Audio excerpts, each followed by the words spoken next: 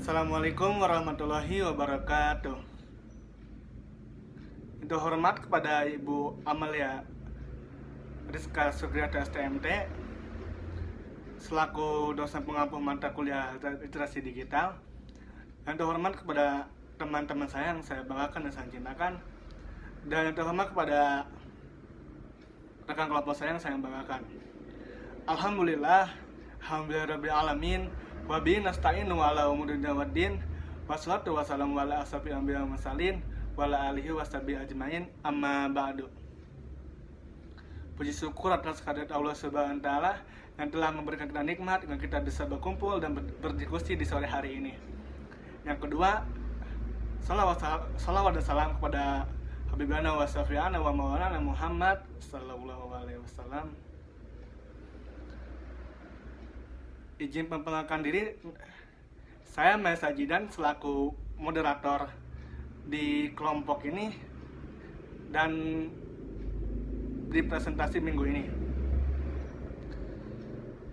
di mata kuliah literasi digital dan bertema membahas data. Dan selanjutnya ada sahabat saya yang bernama Muhammad Yusron, dia sebagai pemateri yang pertama. Dan selanjutnya ada sahabat saya yang bernama Nadia, dia sebagai pemateri yang kedua. Dan dilanjut pemateri ketiga yaitu saya sendiri. Baiklah, selanjutnya mari kita dengarkan dan simak pemateri yang pertama, yaitu yang disampaikan oleh sahabat kita Muhammad Yusron. Waktu dan tempat saya persilahkan. Ya, di sini saya sebagai presentator pertama akan membacakan materi yang pertama, itu basis data. Basis data adalah kumpulan data yang dikelola sedemikian rupa berdasarkan ketentuan tertentu yang saling berhubungan sehingga mudah dalam pengelolaannya. Jenis dan fungsi. Terdapat 5 jenis database yang selama ini beroperasi di perangkat kita, dan terdapat 15 macam produk dari 5 database tersebut dengan fungsi yang berbeda-beda.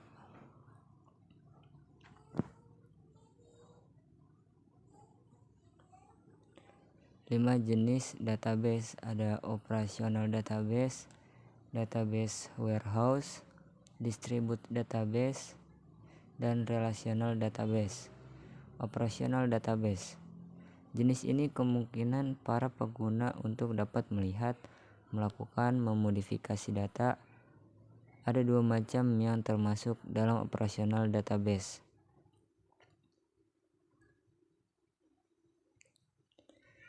Yang pertama ada JSON atau JavaScript Object Notation.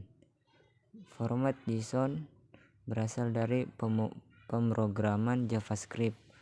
Melalui pembuatannya, JSON memiliki format bahasa yang berbeda dari yang lainnya. Semua file JSON selalu menggunakan ekstensi khusus berupa JSON. Terus ada XML, Extensible Markup Language. Bahasa pemrograman markup memiliki aturan untuk memberikan 2 kode dokumen berbeda yang bisa dibaca manusia dan komputer. Melalui XML akan menghasilkan format data berupa teks yang dapat digunakan untuk mempresentasikan struktur basis data. Bahasa program ini sangat cocok digunakan untuk menangani basis data pada web browser dan web server. Struktur yang digunakan XML dinilai banyak memiliki kesamaan dengan format JSON. Ya, mungkin segitu saja dari saya. Kurang lebih ya mohon maaf. Terima kasih. Saya akan melanjutkan dari presentator pertama. Selanjutnya ada XML, bahasa pemrograman markup yang memiliki aturan untuk memberikan 2 kode dokumen berbeda yang bisa dibaca manusia dan komputer. Melalui XML akan menghasilkan format data berupa teks yang dapat digunakan untuk mempresentasikan struktur basis data. Bahasa pemrograman ini sangat cocok digunakan untuk menangani basis data pada web browser dan web server. Struktur yang digunakan XML dinilai banyak memiliki kesamaan dengan format JSON. Selanjutnya ada database warehouse. Sistem ini dianggap sebagai komponen inti dari business intelligence dan juga merupakan repository sentral data yang terpadu dari satu atau lebih sumber yang berbeda. Contoh dari database warehouse adalah Microsoft SQL Server, merupakan sistem basis data yang dibangun oleh Microsoft. Sebagai server database, sistem ini merupakan perangkat lunak yang berfungsi menyimpan dan mengambil data sesuai permintaan aplikasi lainnya. Selanjutnya ada distributed database. Sistem ini tidak sama dengan paralel yang menggabungkan erat dan bersistem data tunggal. Sistem ini terdistribusi melalui situs yang tergabung dan tidak memiliki komponen fisik. Contoh dari distributed database adalah Microsoft Access. Microsoft Access adalah sistem DBMS yang menggabungkan Microsoft Chat Database Engine dengan alat pengembang perangkat lunak. Microsoft Access menyimpan data dengan formatnya sendiri. Selanjutnya ada relational database. Sistem ini digunakan untuk mengatur dan memelihara basis data melalui hubungan setiap data. Contohnya adalah pertama MySQL. Sistem ini untuk manajemen basis data relasional. Sangat banyak produk IT yang menggunakan komponen utama MySQL seperti YouTube, Google, Facebook, WordPress. Dan contoh kedua ada PostgreSQL. Sistem ini berfungsi untuk menyimpan data secara aman dan dapat mengembalikan data tersebut sebagai respon atau request dari aplikasi lainnya. PostgreSQL bekerja melalui mesin tunggal kecil dan biasanya digunakan pada sistem OC server. Contoh ketiga ada MariaDB. Sistem yang dikembangkan oleh MySQL yang bertujuan untuk kompatibilitas yang tinggi dan MySQL cocok dengan API MySQL. Seperti perintah-perintahnya, MariaDB memiliki mesin penyimpanan ExtraDB untuk mengganti UniDB. Contoh keempat ada MongoDB, software database yang berorientasi pada dokumen cross-platform dan open source. Dokumen MongoDB mirip dengan skema JSON. Oleh karena itu sistemnya diklasifikasikan ke dalam program basis data NoSQL. Contoh kelima ada Oracle Database. Dalam penggunaannya, sistem Oracle mengacu pada struktur Memory Service Set sebagai sistem area globalnya. Sistem area global dapat menyimpan cache, perintah SQL, dan informasi pengguna. Sistem ini juga memungkinkan untuk menyimpan riwayat transaksional seperti kredit log line.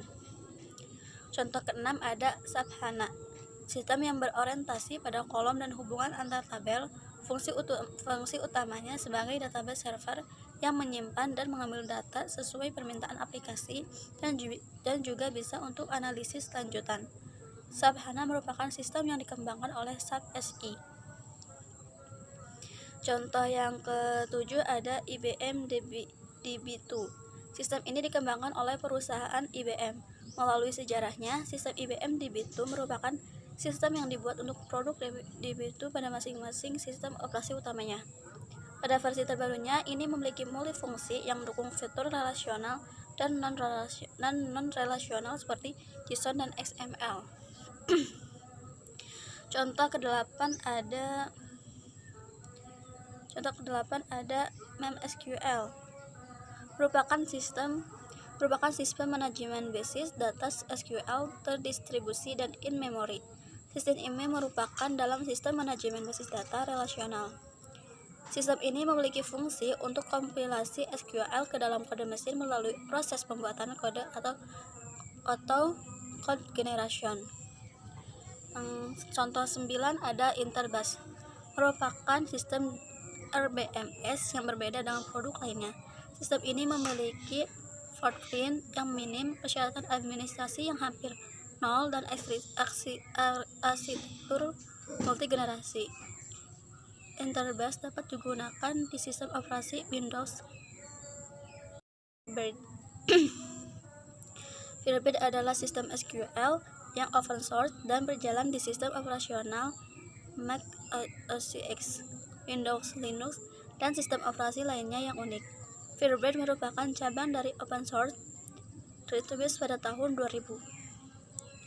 Selanjutnya ada user database. SQLite merupakan sistem manajemen basis data yang ada pada library.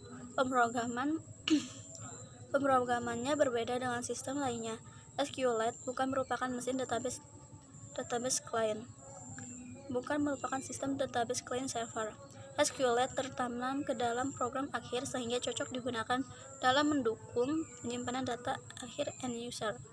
Sistem ini merupakan sistem yang paling banyak digunakan melalui operasi, peramban web, dan sistem embed yang lebih luas seperti ponsel. Manfaat dari fungsi database. Yang pertama adalah kecepatan dan kemudahan, terus multi-user, ketiga keamanan data, penghematan biaya perangkat, kontrol data terpusat, dan mudah membuat aplikasi.